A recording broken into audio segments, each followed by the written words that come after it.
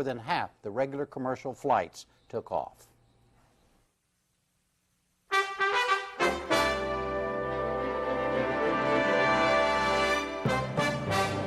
And now a newsmaker interview with the Deputy Secretary of State, Paul Wolfowitz. It will be conducted by Margaret Warner.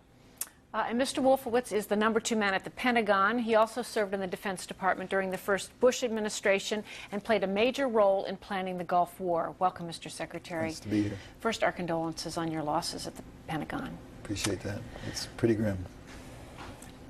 Let's start with the news today, the President authorizing the Pentagon to call up to 50,000 reservists for homeland defense, he said. What do they need it for? A variety of things.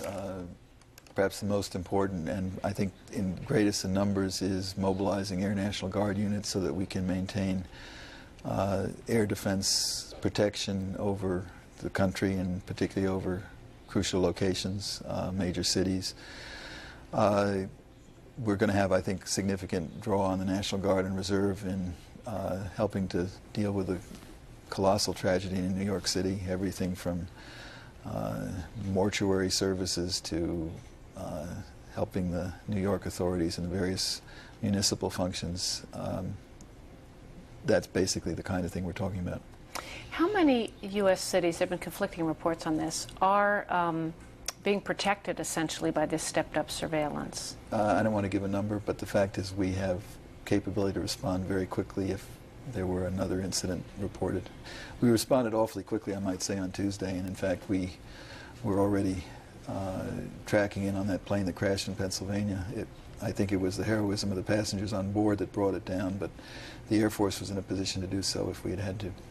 What were the rules of engagement? Would they have allowed the Air Force to shoot down a civilian jetliner if it had appeared headed for a target? I think, again, I don't want to get into rules of engagement, but I think it was pretty clear at that point that that airliner was not under the pilot's control and that it was heading to do major damage. And ultimately, it's the President's decision on whether to take an action as fateful as that. But thankfully, I mean, we really have to say what an incredible thing. And there's been so many great Americans doing great things, and the people on that plane are clearly among them. Does the U.S. government have reason to believe that some terrorists, members of perhaps this same group or affiliated with them, are still in the United States and are still intending violent acts against Americans? I think we have to operate on the assumption that there may still be people from that group in this country. I think we have to operate on the assumption that we haven't seen the end of this kind of terrorism. But we also have to, I think, understand that what we saw on Tuesday completely transforms the problem. We've got to think anew about this. The policies of the last 20 years, whether you think they were carried out effectively or ineffectively, obviously don't work. This is not going to be a problem solved by locking somebody up and putting them in jail. It's not going to be solved by some limited military action. It's going to take, as the President has said and Secretary Rumsfeld has said, a broad and sustained campaign against the terrorist networks and the states that support those terrorist networks. Secretary Rumsfeld and the President have both used essentially the same term, the 21st century battlefield, a war of the 21st century. From where you sit, the military side of that, what is that war going to look like? Well, first of all, it has to involve more than the military. And when we talk about the full resources of the nation, we mean obviously our military resources, which are awesome and can be made even more awesome. We're talking about our intelligence capabilities, which are impressive and can be made more impressive. But we're also talking about our economic strength. We're talking about our diplomatic strength. We're talking, I think the most important weapon we have is the political will of this country. And I think we'll find, once again, as has happened before in history, that evil people, because of the way they think, misread our system as one that's weak, that can't take casualties, can't take bloodletting, can't carry out a sustained operation. Hitler made that mistake. The Japanese made that mistake. It looks like the people on Tuesday made that mistake. Of course, many in the public and even on Capitol Hill and in the military have up to now also thought the United States people wouldn't accept casualties. Are you saying that the way you read it, there is really a new mood in the country now. First of all, I reject the idea that we don't accept casualties. We were ready. We went into the Gulf War 10 years ago ready to take significant casualties. The fact that it was miraculously low, I bless, but the American people were ready for it. But obviously there's a different mood, and obviously there's an understanding. I mean, let's understand, just at the Pentagon alone, more Americans were killed last Tuesday than in the Gulf War itself. And that's a pale shadow of what happened in New York. We think when the numbers come in, we'll find that more Americans were killed on Tuesday than any single day in American history since the American Civil War. Worse than any single day of World War I, any single day of World War II. It's massive, and I think that focuses the mind. It makes you think in a different way. It makes you think anew.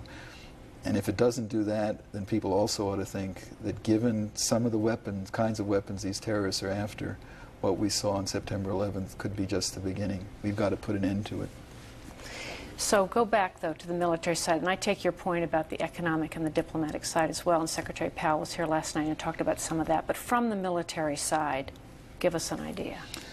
Well, first of all, I'll tell you what isn't going to work. I mean, we had 2 embassies blown up a few years ago, and we responded with some cruise missiles that took out some targets of questionable value. Obviously, it did nothing to prevent the problem. I think the President is the one who's ultimately got to decide what are the military options that make sense. I can tell you that at the Defense Department, both his senior civilian advisors and his senior military advisors are really thinking, hate to use a Pentagon jargon, but thinking outside the box, recognizing that the assumptions that went into military plans on September 10th just don't apply anymore, and that one has to think about, if necessary, larger forces. One has to think about accepting casualties. One has to think about sustained campaigns. One has to think about broad possibilities, and we're trying to present that full range of possibilities to the President. He's the one, and I must say I've been very impressed in the discussions I've heard him in just in the last few days at his grasp of the breadth of the effort that's required. When you speak about broad possibilities, you were known, at least at the Pentagon during the Gulf War, as an advocate for having gone further, not quitting, not stopping the war when we did, perhaps going all the way to Baghdad. Are you talking about going so far as occupying a foreign country? Well, I mean, if we want to get into history, I never thought we needed to occupy Baghdad. I do think, and I think former President Bush himself has said that if he had known Saddam Hussein was going to survive that massive defeat, he might have kept the war going a bit longer. I think his people were on the verge of overthrowing him. And that's something to remember in general, that most of the regimes that support terrorism against us support terrorism against their own people, basically. They rule by terror. And one of our greatest allies against them, whether it's in Iraq or many other parts of the world, are going to be their own people. And as we develop strategies, our target is not the people, our target are the regimes, and the people are very often going to be our ally. So if I were a leader of a country that, well, I don't want to put it that way, where on the continuum of supporting terrorists, which certainly we would all agree Afghanistan does, to harboring them, to maybe tolerating them, where on that continuum does a foreign country now have to be concerned about perhaps not just diplomatic and economic action by the U.S., but military action?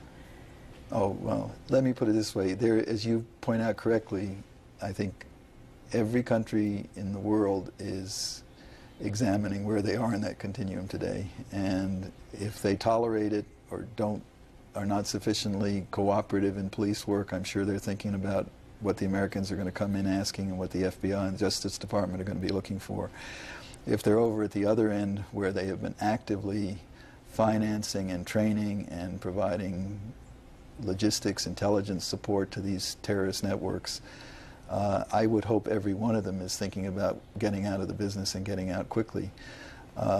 And that's what a strategy has to look at, is how to, the objective, I think, has got to be very ambitious, and I think the President has stated as an ambitious objective. And as Winston Churchill commented the day after Pearl Harbor, that dictators underestimate American strength, but America is like a great boiler, and once it gets fired up, the energy that it generates is enormous. And when we commit ourselves to an ambitious goal, we can achieve it.